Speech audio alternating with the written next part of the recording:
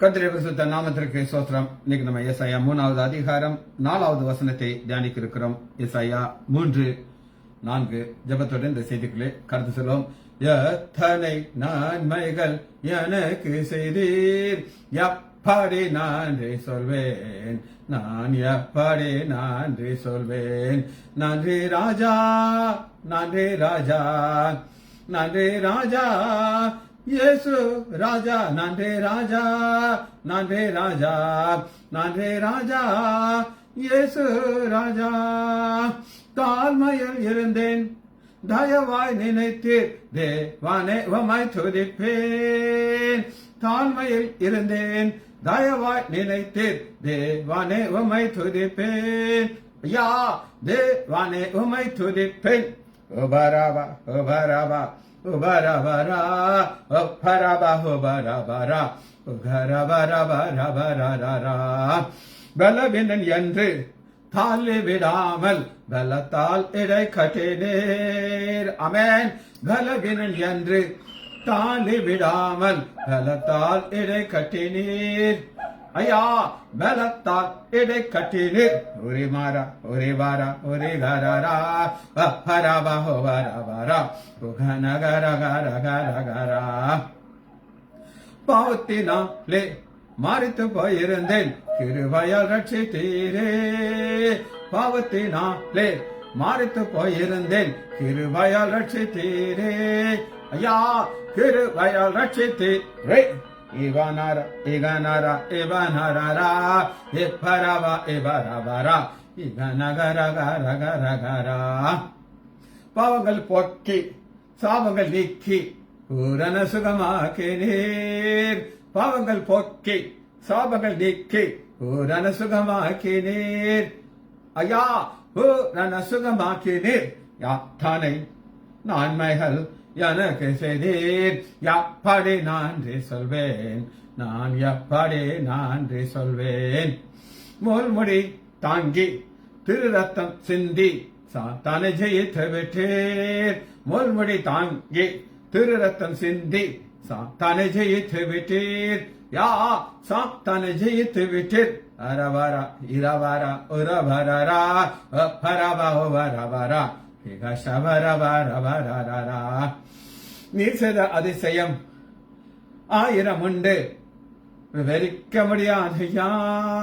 நீர் செய்த அதிசயம் 1000 உண்டு, விவரிக்க முடியாதையா. ஐயா, விவரிக்க முடியாதையா.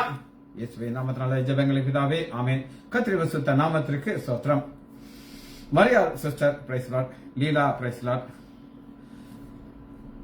Nagaratnam Amal praise Lord, Selvi teacher praise Lord, Daniel Rajesh praise Lord, எங்க சம்பந்தி அக்கா ஜெயந்தி அக்கா பிரைஸ் லார்ட். கர்த்தர் நல்லவர். நம்ம அப்ப செய்திக்குள்ளே வருகிறோம். ஏசாயா 3வது அதிகாரம் 4வது வசனத்தை தியானிக்க இருக்கிறோம். வாலிபரை அவர்களுக்கு அதிபதிகள் ஆக்க தருவேன் என்றார், பிள்ளைகள் அவர்களை ஆளுவார்கள். ஆளுவார்கள், இந்த ஆளுவார்கள் ஒரு வார்த்தை இன்னைக்கு நம்ம கற்றுக்கொள்ள இருக்கிறோம்.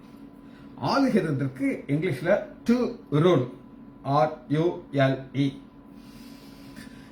நமக்கு உலக பிரகாரமான இந்த தேசத்தின் மேல் உள்ள ஆளுகை மாறிக்கொண்டே இருக்கும். 5 வருஷம் அதுவரை தலாகால் புரியாம அவங்க நம்மளை ஆளுகை செய்வார்கள். ஆனா அதற்கப்புறம் ஆளுகை மாறிடும். பிஜேபி கட்சி ஆட்சி வந்த உடனே என்னுடைய ஒரு சொந்தக்கார தம்பி என்கிட்ட போன் பண்ணி கேட்கிறாரு, சித்தப்பா போற எனக்கு அவர் டீனாவுடைய கல்யாணத்தினால வந்த உறவு அவர்களாம். நீ நம்ம கிறிஸ்தவர்களுக்கெல்லாம் நமக்கு எதுவுமே நமக்கு கிடையாது இல்லை, நம்ம நீ ஊரை விட்டு தானே போகணும். இப்படிப்பட்ட ஒரு ஆட்சி வந்துருச்சு. அதான் இப்ப இல்லை, ஃபர்ஸ்ட் டைம் வந்தப்ப அவர் என்று சொல்லி அப்படி கவலையோடு இருந்தார். நான் சொன்னேன், சுந்தர் கவலைப்படாதீங்க, இந்த ஆளுகை இவர்கள்ட்ட எல்லாம் ஆண்டவர்கிட்ட இருக்கு அப்படின்னு நான் சொன்னேன். 5 வருஷம் முடிஞ்சிச்சு. அப்ப ராமர் கோயில கூட கட்டலாம். அந்த வருஷம் ஆட்சி பிடிச்ச பிறகு நான் அவரை கூப்பிட்டு சொன்னேன், எத்தனை கிறிஸ்தவர்களுக்கு பாடுகள் வந்துச்சு அப்படின்னு கேட்டேன். யாருக்கும் இல்லை சித்தப்பா அப்படின்னா. ஆளுகை ஆண்டவர் வச்சிருக்கிறார். சரி, இந்த ஆளுகைக்கு ஒரு எபிரேய வார்த்தை சொல்லும், மஷால். MA shall, SAL shall. The man shall to rule ஆளுகை. அதுக்கு அடுத்த ஒரு அர்த்தம் ரிஜெயின் RGIGN. ரிஜைன்ங்கிறதுனா ஒரு ஒரு பரிபூர்ண ஆளுகை. ஆளுகை வேற, பரிபூர்ண ஆளுகை வேற. இப்ப நம்முடைய சீஃப் மினிஸ்டர் இருக்காரு, பிரைம் மினிஸ்டர் இருக்காரு. அவங்களுக்கு எவ்வளவுதான் ஆளுகை இருந்தாலும் ஒரு குடிமகனுக்கு சில உரிமைகளை அவங்களால மீற முடியாது. இது இவனுக்கு வச்சிருக்காங்க, இதை இவங்களால பறிக்க முடியாது. இந்த ஆளுகையை குறித்து முதலாக வேதத்தை நம்ம எங்க பார்க்கலாம் அப்படின்னு கேட்டீங்கன்னா, கிரியேஷன் முடிஞ்சவரை ஆளுகையை பார்க்கணும். ஆதியாகமம் 1வது அதிகாரம் 28வது வசனத்துல, பின்பு தேவன் அவர்களை நோக்கி, நீங்கள் பலுகி பெருகி பூமியை நிரப்பி அதை கீழ்ப்படுத்தி சமுத்திரத்தின் மச்சத்தையும் ஆகாயத்து பறவையும் பூமியின் மேல் நடக்கிற சகல ஜீவசந்தைகளையும் ஆண்டு கொள்ளுங்கள் என்று சொல்லி அவர்களை ஆசீர்வதித்தார். ஆண்டு கொள்ளுங்கள் என்று சொல்லி ஆசீர்வதித்தார். அந்த ஆண்டு கொள்றது ஒரு ஆசீர்வாதமான ஒரு காரியம். இப்ப ஒரு சில வீடுகளை குறித்து நான் சொல்றேன். கணவன் மனைவி ஆளுகை செய்யணுமா, மனைவி கணவன் ஆளுகை செய்யணுமா? அதனாலதான் நான் சொல்றேன், அநேக வீட்டுல மனைவியுடைய ஆளுகை இருக்கும். மனைவி என்ன சொல்றாங்களோ அதான் கணவன் கேட்கணும். என்னுடைய தகப்பனார் பயங்கர காமெடியா பேசுவார். அவர் என்ன சொல்றாரு அப்படின்னு கேட்டீங்கன்னா, எங்க அம்மா சோஃபா எங்க போட்டுங்கிறத தலைப்படவே மாட்டார். சோஃபா போட்டுக்கோ, எந்த இடத்துல குஷன் வைக்கணும் வச்சுக்கோ, அதெல்லாம் கண்டுக்கிடவே மாட்டேன். ஆனா மெடிக்கல் சீட்டு பையனுக்கு வாங்கும் போது யாரும் எதுவும் சொல்லக்கூடாது, இது என்னுடைய முடிவு. அதில் ரொம்ப ஸ்ட்ராங்கா இருப்பார். எங்க அண்ணனுக்கு MBBS சீட் வாங்கியாச்சு. அவர் மெடிக்கல் போய் சேர்ந்தார்.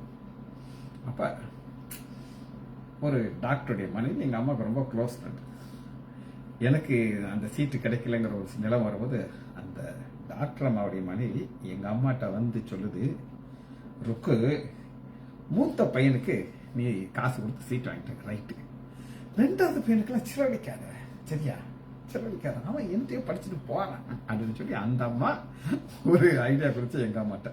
எங்க அம்மா நைஸா எங்க அப்பாட்ட சொல்லிச்சு. எங்க அப்பா இந்த மாதிரி குஷன் போடு, இந்த உலக யுத்தம் வந்தா எந்த பக்கம் சேர்ந்துங்கிறது நீ முடிவு எடுத்துக்கும். எங்க உலக யுத்தம் வரும்போது எங்க அம்மா முடிவு எடுத்துக்கலாமா, அதுல நான் தடைப்பட மாட்டேன். பையன் என்ன எதிர்காலம் நான் தான் முடிவு பண்ணுவேன் அப்படின்ட்டு நான் பார்த்த வர எங்க வீட்டில் ஒரு பேலன்ஸ்டா நான் பார்ப்பேன். ஒரு கராரா எங்க அப்பா இருக்க மாட்டேன். பல விஷயங்களை விட்டுருவாரு. என்ன சமையல் பண்ற, நீ மாதிரி போறியா, அவன் எதுனாலும் எடுத்துக்கோ, ஆனா மெயின் டிசிஷன் நான் தான் எடுப்பேன். என் மகளுக்கு யார் மாப்பிள்ள நான் தான் டிசைட் பண்ணுவேன். ஸோ இது ஒரு ஆளுகை, குடும்பத்தில் இருக்கிற ஆளுகை. திரும்ப நான் சொல்றேன், மனைவி கணவனுக்கு கீழ்ப்படியணுமா, கணவன் மனைவி கீழ்ப்படியணும், நீங்க முடிவு எடுத்துக்கோங்க. சரி, ஆனா ஆண்டவர் என்ன சொல்றாருன்னா, ஆண்டு கொள்ளுங்கள் என்று சொல்லி தேவன் அவர்களை ஆசீர்வதித்தார். ஆனா 3வது அதிகாரத்துல சாத்தா உள்ள ஒரு பெரிய ஒரு டிஸ்ட்ராக்ஷன் நடந்துச்சு. உலகத்தை அழிக்கிறார் ஆண்டவர். அழித்து நோவாட்ட இதே மாதிரி சொல்றாரு. என்ன ஆரம்பிக்கிறார் அப்படின்னு கேட்டீங்கன்னா, 9:1 ஆதியாகமம். பின்பு தேவன் நோவாவை அவன் குமாரனையும் ஆசீர்வதித்து, நீங்கள் பலுகி பெருகி, அதுல எந்த சேஞ்சஸும் கிடையாது. பலுகி பெருகி ஆளுகை செய்யுங்கிறது அதுல மாறுதல் கிடையாது. உங்களை பற்றிய பயமும் அச்சமும் பூமியில சகல மிருகங்களுக்கும் ஆகாயத்து பறவைகளுக்கும் இருக்கும். ஆனா உங்களுக்கு கையளிச்சிருக்கேன், ஆளு கொள்ளுங்கள்ங்கிறது மட்டும் இதுல கிடையாது. சாப்பாடாக்கிக்கோ, ஆனா ஆளுகள் தான் இழந்துட்டாங்க. அந்த இழந்த ஆளுகையை நீங்க எப்படி பார்க்கலாம் அப்படின்னு கேட்டீங்கன்னா, திரும்ப மனு வர்க்கத்துக்கு ஆண்டவர் கொடுக்க ஒரு சித்தமா இருந்தார். எடுத்துக்கணும், எபிரேயர் 2வது அதிகாரம் முதலாக ஆதாமுக்கு கொடுத்த ஆளுகைய, எபிரேயர் 2வது அதிகாரம்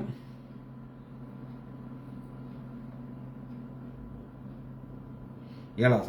அவனை தேவ தூதலும் சற்றும் சிறியவனாக்கினீர், மகிமையினாலும் கனத்தினாலும் அவனை முடிசூட்டி. இது ஆதாமுக்கு ஆண்டவர் முடிசூட்டி. யாருக்கு முடி சுட்டுறாங்க? ராஜா. ஆதாம் அவர் ராஜாவாக உண்டாக்குனார். அவர் ராஜாதி ராஜா, குமாரன் ராஜாவா தான் இருக்கணும். ஆனா அவன் ஆளுகையை சாத்தாட்ட கொடுத்துட்டான். அதனால என்னாச்சு அப்படின்னு கேட்டீங்கன்னா, 9 என்றாலும் தேவனுடைய கிருபையினால் ஒவ்வொருவருக்காகவும் மரணத்தை ருசி பார்க்கக்கூடிய தேவதூதரும் சற்று ஃப்ரீயாக்கப்பட்டது. இயேசு மரணத்தை உத்திகரித்தது நிமித்தம் மகிமையினாலும் கனத்தினாலும் முடிசூடப்பட்டிருக்கிறது. இங்க 2ஆம் ஆதாம் ஒரு முடிசூட்டு. இது நித்தியத்துல ஒரு ராஜாதி ராஜாவாக ஆளுகை செய்யப்படுகிறார். ராஜரீகம் பண்றது இன்னைக்கு பிதாவாகிய தேவன், நம்முடைய ஆண்டவராகிய இயேசு கிறிஸ்து ஆதாம் இழந்ததை திரும்ப கொடுக்க போகிறார். சரி, இந்த ஆளுகையை இன்னொரு வசனத்தை உங்களுக்கு நான் காட்டுறேன். 1 கொரிந்தியர் எடுத்துக்கொள்வோம். 1 கொரிந்தியர் 15வது அதிகாரத்துல ஒரு ஆளுகையில ஒரு ஸ்டெப்பா பார்க்கணும். பாருங்க, 23வது வசனம். 1 கொரிந்தியர் 15:23. அவனவன் தன் வரிசையிலே உயிர்ப்பிக்கப்படுவான். நம்ம மரிப்போம், நம்முடைய சரீரம் மண்ணுக்குள்ள இருக்கும். அது மண்ணுக்குள்ள இருந்து நம்முடைய வயிற்றுல சில புழுக்கள் இருக்கும். அந்த புழுக்கள் எதற்காக இருக்குது அப்படின்னு கேட்டீங்கன்னா, ஒரு சில வைட்டமின்ஸை உண்டு பண்ணிட்டு, எப்படி பாலை தயிரா மாத்துறதுக்கு சில பாக்டீரியாக்கள் இருக்க போது அது போல இருக்கும். நம்ம மரிச்சு பொட்டிக்குள்ள வச்ச உடனே அது என்ன செய்யும்னா வளர்ந்து நம்முடைய சரீரத்தில் இருக்கிற சதையெல்லாம் தின்று ஒரு ஸ்டேஜ் அது செத்து போயிடும். உள்ள யார் இருப்பானா, ஒரு சரீரம் இருக்கும், எலும்பு கூடு இருக்கும், சதையெல்லாம் போயிடும். ஆனா ஆத்மா பரத்து போயிடும். பரதேசத்துல வெயிட் பண்ணிட்டு இருக்கும். 24. அதன் பின்பு முடிவு உண்டாகும். அப்பொழுது அவர் சகல துரைத்தனத்தையும் அதிகாரத்தையும் வல்லமையும் பரிகரித்து தேவனும் பிதாவாகியருக்கு ராஜ்யத்துக்கு ஒப்பு கொடுக்கிறார். அப்ப இந்த ஆளுகைங்கிற பவரை ஆண்டவராகிய இயேசு கிறிஸ்து யார்கிட்ட பிதாவாகிய தேவன் ஒப்பு கொடுக்கிறார். 25. எல்லா சத்துருக்களையும் தமது பாதக்கீழால் வரை அவர் ஆலோசனை. இந்த எல்லா சத்துருக்கள் எங்க இருக்குன்னா சங்கீதம் 110 இருக்கிற வசனம் இது. பரிகரிக்கப்படும் கடைசி சத்துரு மரணம். அந்த மரணங்கிற ஒரு சத்துரு முடிச்சுட்டு இனி 1000 வருட அரசாட்சி ஆரம்பிக்க போது. அப்ப 27 சகலத்தையும் அப்படியே பாதத்தின் கீழ் படித்தினாரே ஆளுகி. எல்லாம் யாரு கீழே வந்துருச்சு? ஆண்டவராகிய இயேசு கிறிஸ்து கீழே வந்துருச்சு. ஒரு நாள் வரும். ஆகிலும் சகலமும் அவருக்கு கீழ்பட்டிருக்கிறது என்று சொல்லிக்கணும். சகலத்தையும் அவருக்கு கீழ்படுத்தினவர். அப்ப என்ன அர்த்தம் அப்படின்னு கேட்டீங்கன்னா, எல்லாத்தையும் கீழ்படுத்தினாலும் இது அவர் கீழே இருக்க போறதில்லை. அவர் என்ன செய்ய போறாரு அப்படின்னு கேட்டீங்கன்னா, சகலமும் அவர் கீழ்பட்டிருக்கும் பொழுது தேவனே பிதாட்ட கொடுக்கிறார். எவ்வளவு அழகா அந்த திருத்துவத்துல இயேசு கிறிஸ்து மரணத்தை ஜெயிக்கிறார், எல்லாத்தையும் பெற்றுக்கொண்டு தகப்பட்ட கொடுக்கிறார். தேவனே சகலத்துக்கும் சகலமாயிருப்பதற்கு குமாரன் தாம் சகலத்துக்கும் கீழ்ப்படுத்தினாலே இந்த கீழ்ப்படுத்திக்கிறவர் கொடுக்கிறார்.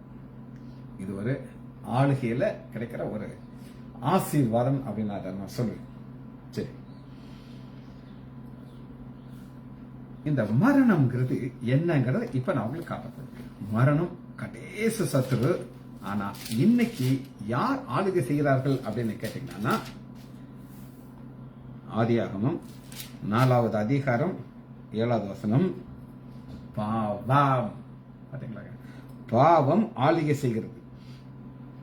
நீ நன்மை செய்யாதிருந்தால், ஆதியாகமம் 4வது அதிகாரம் 7 நீ நன்மை செய்தால் பாவம் வாசற்படியிலே படுத்திருக்கும். அவன் ஆசை உன்னை பற்றி இருக்கும். நீ அவனை ஆண்டு கொள்வாய். அதே மேஷா ஆண்டு கொள்ற. இப்ப ஒரு சிலருக்கு உறுதியா தெரியும் குடியை கடுக்கணும் சொல்லி. ஒரு பெண் பின்னாடி போனானா அங்கேயும் ஒரு மரணம் ஆரம்பிச்சு. நடந்த ஒரு சம்பவம் மண்டைக்குள்ள வந்து போக மாட்டேங்குது. ஒரு கள்ளக்காதலர்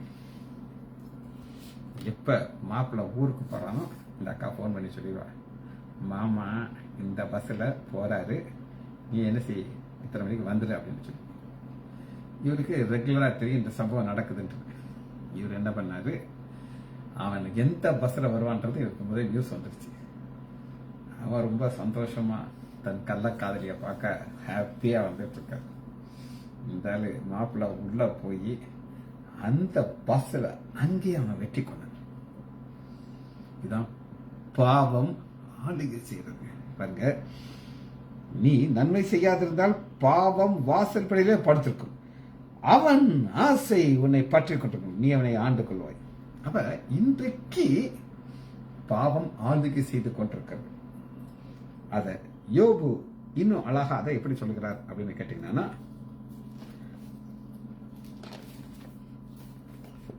யோபு 16வது அதிகாரம் 18வது வசனம்,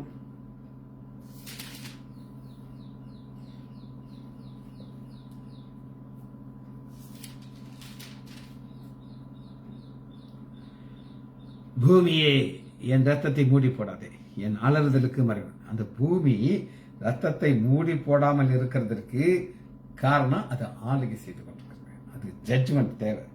அந்த பூமியில இதை அதால மூட முடியாது. இந்த அழிவு எங்க இருக்குன்னா வாசல் படியில தான் செய்து படுத்திருக்கிறது. எங்க படுத்திருக்கிறது? வாசல் படியில படுத்திருக்கிறது. அதே யோபு 20வது அதிகாரம் 11வது வசனம், அவன் எலும்புகள் அவனுடைய வாழ வயதின் பாவத்தினாலே நிறைந்திருக்கிறது, அவனோடு கூட மண்ணிலே படுத்துக்கொள்ளுங்கிறது இது சந்ததியில் அப்படிங்கிற சாபம். சந்ததியில் சாபம் எப்படி இருக்கிறது நான் உங்களுக்கு சொல்லுவேன். சொல்லாமா சொல்லாதான் நான் உங்களுக்கு அந்த விஷயம் சந்ததியில் அதபடி வரணும்னு சொல்லி ஒரு டாக்டர் மறையில என் தகப்பனாருக்கு ரொம்ப க்ளோஸ் ஃப்ரெண்ட், ஒரு ஆர்த்தோபெடிஷியன், அந்த காலத்து டாக்டர். அவருக்கு 3 மனைவிகள். முதல் மனைவி, 2வது மனைவி, 3வது ஒரு டாக்டர் மனைவி, 3 பேர்.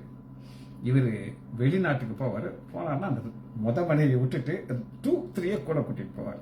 எங்க ஃபாரினுக்கு. இவருக்கு ஒரு மகன். அந்த மகன் ஒரு டாக்டர். அவர் ஒரு பொண்ணை காதல் பண்ணார் படிக்கும் போது. அவர் கத்தோலிக்க சகோதரி. இவங்க 2 பேரும் அவர்கிட்ட ஆசீர்வாதங்க வர்றாரு. அந்த பொண்ணை பார்த்து சொல்றாரு, நீ இன்னைக்கு என் பையனை நம்புறே இல்லை, ஆனா என்ன நடக்கும் உனக்கு தெரியுமா? எங்க அப்பாவுக்கு 4 பொண்டாட்டி, எனக்கு 3, என் பையனுக்கு 4-3 அவன் தான் தெரியும். இன்னைக்கு நீ அவன் பின்னாடி வர இல்லை, அடுத்து பாரு எத்தனை பொண்டாட்டியோட அவன் வாழ போறான்னு பாரு, இது சாபம் பார்த்துக்கோ அப்படின்ட்டு.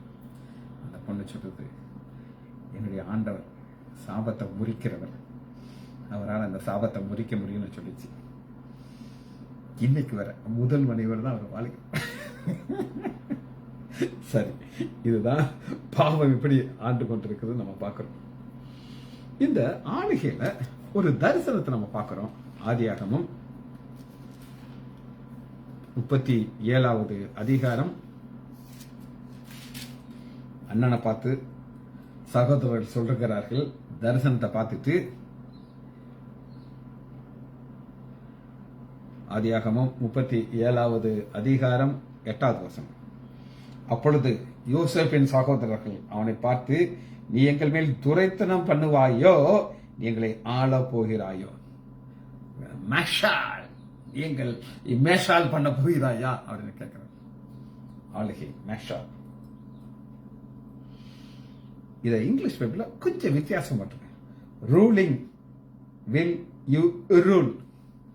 என்ன எழுதிக்கோங்க, ruling, RULING, ruling, will you rule, எங்களை ஆளுகை செய்யவாயோ அப்படிங்கிறார். இது தேவனுடைய தனி தன்மை அப்படின்னு பார்க்கணும். ஆளுகைங்கிறது தேவனுடைய தனி தன்மை. சங்கீதம் 66வது அதிகாரம் 7வது வசனம். சங்கீதம் 66:7.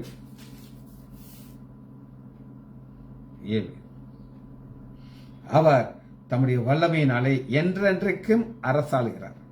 இது அவருக்கு இருக்கிற தனி தன்மை, ரோல். தேவனுடைய எதிர்பார்ப்பு அப்படின்னு இருக்குது. அது என்ன அப்படின்னு கேட்டீங்கன்னா, உபாகமம் 17வது அதிகாரம் 17-14. இங்க சாமுவேல் காலத்தில் நடந்ததை தீர்க்க தரிசனமா நடக்குது பாருங்க. உன் தேவனாய கர்த்தர் உனக்கு கொடுக்கும் தேசத்திலே, உபாகமம் 17:14. உன் தேவனாய கர்த்தர் உனக்கு கொடுக்கும் தேசத்திலே நீ போய் சேர்ந்து அதை சுதந்திரித்துக் கொண்டு அதை கூடியிருக்கலே, நீ என்னை சுற்றிலும் இருக்கிற சகல ஜாதிகளைப் போல நானும் எனக்கு ஒரு ராஜாவை ஏற்றப்படும் என்று சொன்னால், உன் தேவனாகிய தெரிந்து கொள்ளும்படி நீ உனக்கு ராஜா ஏற்றுக்கணும். உன் சகோதரனுக்குள்ள ஒருத்தர், சகோதரன் இல்லாத அந்நிய ராஜா ஏற்றுக்கணும். அப்ப ஆளுகை யார் தான் செய்யணும்? சகோதரன் தான் செய்யணும். இன்னும் ஒரு வார்த்தை மட்டும் பார்த்து தண்ணிக்கணும். ரஷ் RUS மஷால் உங்களுக்கு சொல்லிட்டேன். ரஷ்ங்கிறதுக்கு ஒரு வசனத்தை காமிக்க போகிறேன். சங்கீதம் ஏசாயா 59:7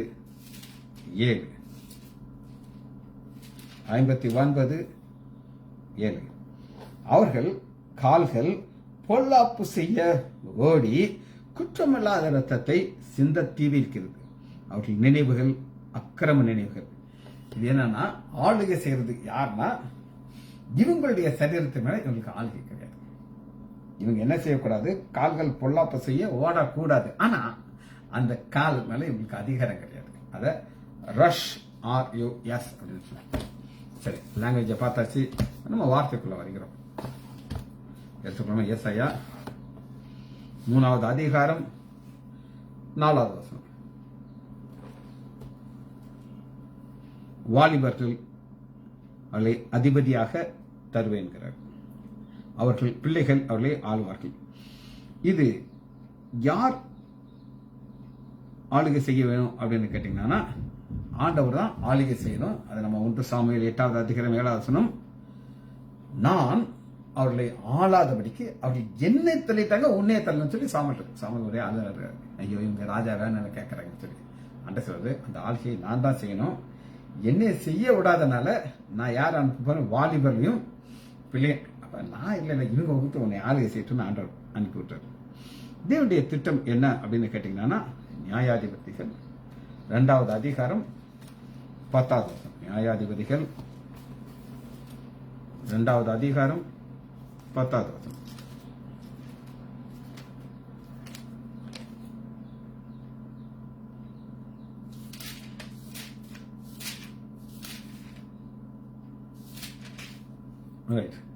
அக்காலத்திலே இருந்த அந்த சந்ததியார்களும் இப்ப யோசுவா மரிச்சிட்டார். யோசுவா மரித்ததுக்கு அப்புறம் ஆளுகை யாரு செய்யணுங்கிறது டீச்சிங் சொல்லி கொடுக்கலாம். அதனால அதுக்கப்புறம் இளம்பர சந்ததிகள் அவங்க விற்கிறதிட்ட போயிட்டாங்க. அப்ப அந்த ஆளுகைக்கு டீச்சிங் யார் உங்களை ஆளணும், ஆண்டவர் தான் உங்களை ஆளணும் அப்படின்னு சொல்ற குரூப் இல்லாதனால இவங்கெல்லாம் எங்க போயிட்டாங்க, விற்கிறதிட்ட போயிட்டாங்க. சரி, இப்ப 24வது அதிகாரம் 14வது வசனம் யோசுவால பாத்தீங்கன்னா யோசுவா மறிக்க போறாரு. இந்த லாஸ்ட் டேஸ்ல ஒரு சில காரியத்தை சொல்லிக் கொடுக்கிறாரு. என்ன சொல்லிக் கொடுக்கிறார் அப்படின்னு கேட்டீங்கன்னா 24:14 ஆகையால் நீங்கள் கர்த்தருக்கு பயந்து அவரை உத்தமம் உண்மையாய் சேவித்து உங்கள் பிதாவுடைய அந்த அந்த விக்கிரத்துல தூக்கி போட்டுருவீங்க, கர்த்தரை மட்டும் சேவிங்க. அப்ப ஆண்டவர் உங்களுடைய சிந்தை எது மேல இருக்கணும், ஆண்டவர் மேல இருக்கணும். அங்கதான் ஆளுகை நடந்து கொண்டே இருக்கணும். அந்த ஆளுகையை கொஞ்சம் கூட நீங்க என்ன சொல்லக்கூடாது, மாற்றக்கூடாதுங்கிறாங்க. அவங்களுக்கு என்ன எச்சரிக்கை கொடுக்கிறாருன்னா 10வது வசனம், யோசுவா ஜனங்களை நோக்கி நீங்கள் கர்த்தரை சேவிக்க மாட்டீர்கள். தீர்க்கதரிசனம் சொல்லிட்டா, நீ மாட்டையா, நீ சேவிக்க மாட்ட. அவர் பரிசுத்தமுள்ள தேவன், அவர் எரிச்சல் உள்ள தேவன், உங்கள் மீறுதல்களையும் உங்கள் பாவங்களையும் மன்னியார். கர்த்தர் உங்களுக்கு நன்மை செய்திருக்க நீங்கள் கர்த்தரை விட்டு அந்நிய சேவித்த அவர்களை நிர்மூலமாக்குவார். இவங்க சொல்றாங்க நாங்கள் கர்த்தரையே சேவிப்போம் சொல்லுவாங்க. யோசுவா அச்சத்தோட விற்கிறத போயிடுவாங்க. அப்ப அந்த ஆளுகையை இவங்க அக்செப்ட் பண்ணல, அந்த டீச்சிங் அவங்க அக்செப்ட் பண்ணல. சரி, இப்ப இந்த சிறு பிள்ளைகள் எப்படி ஆளுகை செய்யறாங்க பார்க்கணும். சிறு பிள்ளைகள் 1 ராஜாக்கள் எடுத்துக்கொள்ளணும். 3வது அதிகாரம் 7வது. 1 ராஜாக்கள் 3:7. சாலமோன் சொல்கிறார், சிறு பிள்ளை சொல்றாரு, நீர் தெரிந்து கொண்ட ஏராளமான எண்ணிக்கைக்கு அடங்காத லக்கத்துக்குட்படாத திரளான ஜனங்களின் முடிவு. நானோ வென்றால் போக்குவரத்து அறியாத சிறு பிள்ளையா இருக்கிறேன். சிறு பிள்ளை ஆளுகை செய்வாங்கன்னா இந்த சிறு பிள்ளை கையில கொடுத்தாரு, ஒழுங்கா தான் நடத்தினாரு, முடிவில் அவர் விழுந்துட்டார். இதாங்க மெச்சூரிட்டி அப்படின்னு சொல்லலாம். வயதுங்கிற ஒரு ஃபேக்டர் இருக்கு. எப்பவுமே சில பேஷன்ஸ் சின்ன பொண்ணுங்க வரும், சின்ன ஒன்னா ஒரு ஏஜ் வந்த பிள்ளைய சொல்லுவாரு, வீட்டு பேசுவாங்க. நான் சொன்னேன் இங்க வரு, நீ ரொம்ப பேசாத, நான் டாக்டர் ஆகும்போது நீ பிறக்கவே இல்லை தெரியுமா அப்படி கம்முன்னு அடங்கிறாரு. இப்ப அந்த சிறு பிள்ளைங்கிறது யார் அப்படின்னு கேட்டீங்கன்னா, ஆனா ஆண்டவருக்கு 10வது வசனத்துல இது உகந்த விண்ணப்பமாக காணப்பட்டது. சிறு பிள்ளைகள் என்னிடத்திலார இடம் கொடுங்கள் ஆண்டவர் சொல்லுகிறார். ஆனா அந்த சிறு பிள்ளைகள 2 ஆங்கிள் இருக்கு. சிறு பிள்ளை எல்லாம் நல்லா தான் செஞ்சாரு, தான் வாழ்க்கையை விட்டுட்டாரு. சரி, இன்னொரு சிறு பிள்ளையை நான் உங்களுக்கு காட்ட போறேன். 2 நாளாகமம் 33வது அதிகாரம் 1 வசனம்.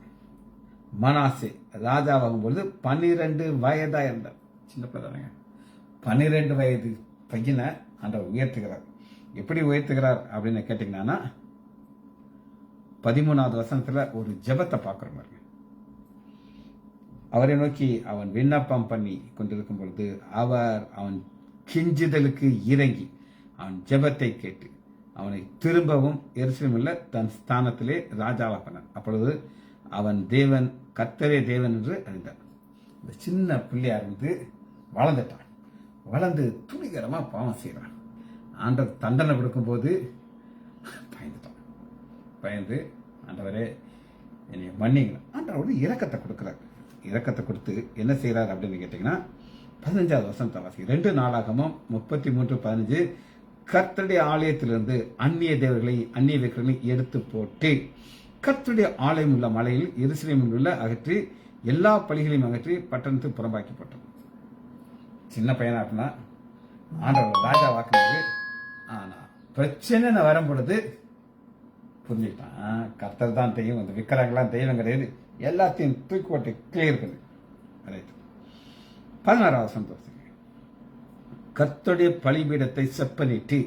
இந்த கர்த்தருடைய பலிபீடத்தை செப்பனிட்டு ஒரு முக்கியமான கான்செப்ட். எலியா வானத்திலிருந்து அக்னியை இறக்கணும். பலிபீடம்லாம் உடஞ்சி கிடக்குது, அது செப்பனிடுகிறாங்க. செப்பனிடுறதுனா என்ன அப்படின்னு கேட்டீங்கன்னா, உங்களுடைய வாழ்க்கையில நீங்க ஆண்டவருக்காக என்ன நீங்க பொருத்தமான வாழ்க்கையை வாழ்றீங்களா, தொடர்ந்து ஃபாலோ பண்ணணும். அது நிறைய நேரம் நீங்க மறந்துடுறீங்க, என்னத்துக்கு நம்ம வந்தோன்னே தெரியாது. சரி பாருங்க, அதன் மேல் சமாதான பலியும் சோத்திர பலியும் செலுத்தி இஸ்ரவேலின் தேவனாகிய கர்த்தரை சேவிக்க வேண்டும் என்று யூதர்களுக்கு கட்டளை இட்டான். பாத்தீங்களா, கட்டளை போட்ட ராஜா கட்டளை போட்டாரு. இது எப்ப கட்டளை போடுவாங்க, அவங்களுக்கு ஒரு வெளிப்பாடு கிடைச்சா தான் கிடைக்கும். சிங்கக்குடையில போட்டாச்சு, குகையில போட்டு சிங்கத்தினால சேதம் உண்டாகல அப்படின்னு நல்லா புரிஞ்ச பிறகுதான் சொல்றாரு ராஜா, எல்லா கடவுளும் இங்கதான் வணங்கணும், தானியேலின் தேவன் தான் தேவன், வேற எவனையா நீ கும்பிட்டேன்னா உன் வீடை நான் உடைச்சி இருக்கலாமாக்கி விடுங்கிற. அப்ப ஒரு ராஜாக்கு ஒரு வெளிப்பாடு தேவை. அந்த வெளிப்பாடு ஒரு சின்ன பையன்ல இருக்கும்போது கொடுக்கிறாரு, அதை பண்றாரு. சரி, இந்த ஆளுகையில இந்த பெஸ்ட் ஆளுகை சாலமோன் செய்தார் அப்படின்னு நம்ம பார்க்கிறோம். 2 நாளாகமும் 9வது அதிகாரம் ஆளுகை 9:1.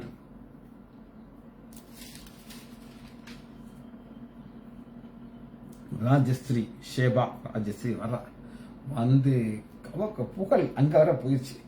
வந்து பார்த்துட்டு சொல்றா, எங்க தேசத்துல இருக்கும்போது நாங்க கேள்விப்பட்டோம், நான் பார்த்தா நான் கேள்விப்பட்டது ரொம்ப கொஞ்சம், இப்படி ஆசீர்வாதமா இருக்க அப்படின்னு நான் அப்பவே நினைப்பேன், நான் ஆண்டவர் உங்களை ஆசீர்வதிக்கணும், இப்படி உங்களுக்கு ஒரு ஆசீர்வாதம் இருக்கணும், மற்றவங்க பார்த்து சொல்லணும் இவங்க ஆண்டவர் வந்து ஒரு ஆசீர்வதிக்கிற தேவன் சொல்லி. சரி, இந்த வாலிபர்கள் இந்த வசனத்தில் நீ முடிக்க போகிறோம். ஒரு கூட்டத்தை மட்டும் காமிச்சுதான் நான் முடிக்க போகிறேன். 3வது அதிகாரம் 4வது வசனம், வாலிபரை அவர்கள் அதிபதியாக, பிள்ளைகள் அவர்களை ஆளுவார்கள். யார் இந்த பிள்ளைங்கிறத மட்டும் பார்த்து நான் முடிக்க போகிறேன். 1 யோவான் 2வது அதிகாரம் 12வது வசனம், பிள்ளைகளே அவருடைய நாமத்தின் நிமித்தம் உங்கள் பாவங்கள் மன்னிக்கப்பட்டவங்க. அந்த பிள்ளைகளுக்கு என்ன ஒரு அறிவு இருக்குன்னா, இயேசுதான் ரட்சகர், அவருடைய ரத்தத்தை நான் கழுவப்பட்டு அவருடைய பிள்ளையாம இருக்கணும். ஒரு ரட்சிப்பின் அனுபவம் உள்ள மக்களை தான் பிள்ளைகள் நான் பார்க்கணும். ஜபிச்சு முடிப்போமா?